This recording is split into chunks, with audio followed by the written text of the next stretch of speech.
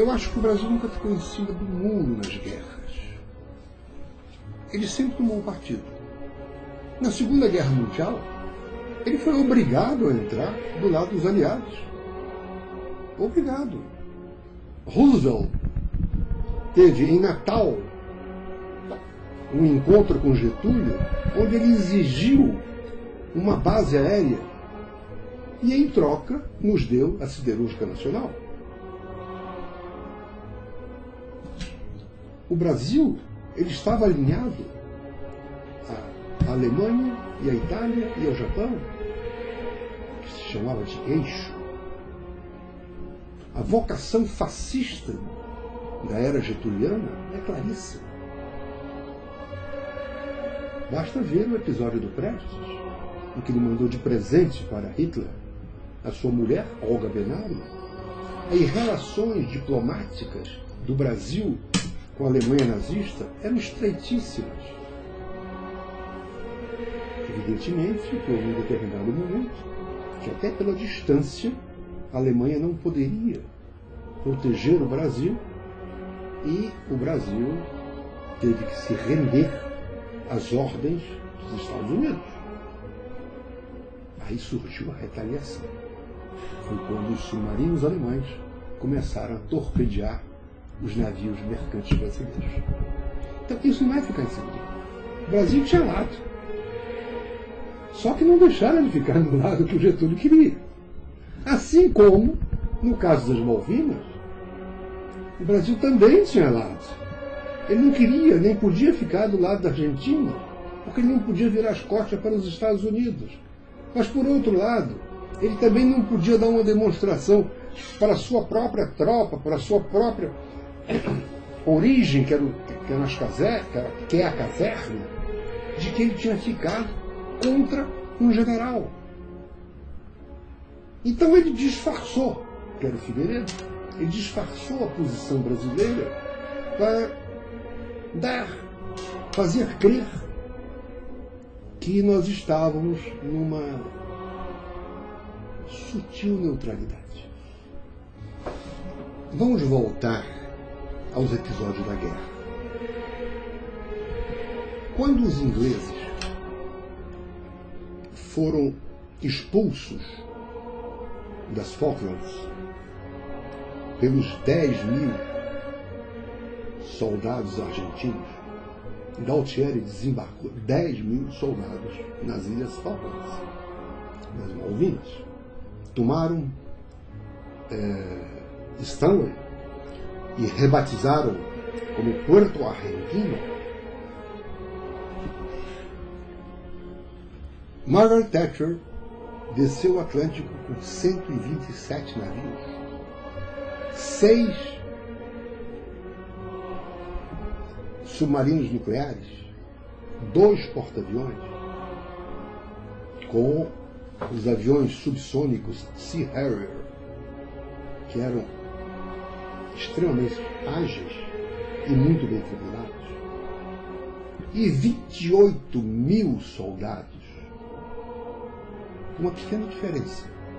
Os 65% dos 10.000 combatentes argentinos eram garotos de 19 anos que haviam recebido um treinamento de apenas 3 meses.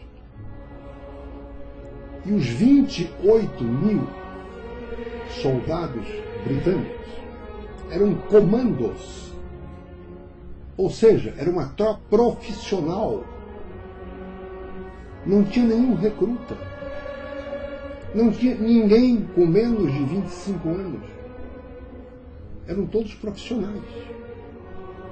Não havia o menor risco de Galtieri ganhar aquilo. Só que, como vimos, deixou um saldo ingrato. Os argentinos tiveram 655 mortos. E os britânicos, 255. Evidente que é uma desproporção muito grande. Basta ver que dos 42 aviões Sea Harrier ingleses, Os ingleses perderam apenas 10. E dos 183 aviões argentinos Mirage, eles perderam 75. Essa era a desproporção bélica que havia entre os dois países. Olha, apesar da grande vocação que os argentinos têm pela tragédia, o argentino é um dramático. Basta ver na sua história Evita, a grande mãe argentina, que depois de morta virou santa. Virou santa, sim. As pessoas a cultuam, fazem promessas para ela. Quando houve a ditadura, os montoneiros, que eram as tropas dissidentes, a população dissidente da ditadura, sequestrou um general. Só que o general não estava vivo. Eles desenterraram o general para sequestrar o cadáver. Então, o argentino tem esse quê de trágico, né? E é um pouco bufo, né? Então, essa bravata da Cristina Kirchner de protestar contra o petróleo, contra a exploração do petróleo, é uma bravata, nada mais, porque é evidente que ela não vai querer reacender uma guerra. Que a economia argentina está fazendo água, todo mundo sabe. Agora, evidentemente, não são os 3 bilhões e 500 milhões de barris das Malvinas que a salvariam, até porque ela jamais pegará uma gota daquilo.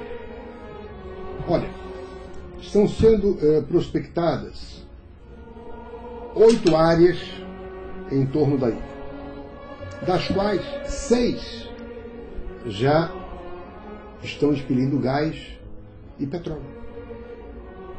Os ingleses, com a sua política ainda um pouco neoliberal, privatizaram aquilo. Tem diversas companhias internacionais entre essas 8 que estão prospectando petróleo ali. Ou seja, as Malvinas já disseram para que vieram para a Inglaterra. Agora, o mais engraçado, para nós percebermos como isso tudo é bufo, como isso tudo é tragicômico. Os argentinos continuam dizendo, pelo seu grande nacionalismo, que as Malvinas são argentinas. Mas quando um argentino quer mandar uma carta para a Malvina, ou quer telefonar, o faz em tarifas internacionais. E olhe que a telefônica é privada, mas o correio é estatal. O correio argentino é estatal e vende selo para a correspondência internacional. No meio dessa briga toda, tem uma relação econômica com a Inglaterra fantástica. É verdade, por exemplo, que ela importou perto de 640 milhões de dólares por ano, no ano passado. Mas mesmo assim, teve um saldo na balança comercial de 104 milhões de dólares. Ou seja, ela vendeu para a Inglaterra muito mais do que comprou. E veja que nós estamos falando de 2 inimigos. E com isso ela teve um saldo comercial. Mas olha, não dá para levar essa guerra a sério. Nada disso faz o menor sentido. Quando muito, é uma boa oportunidade para inspirar um velho, doído, chorado tango argentino.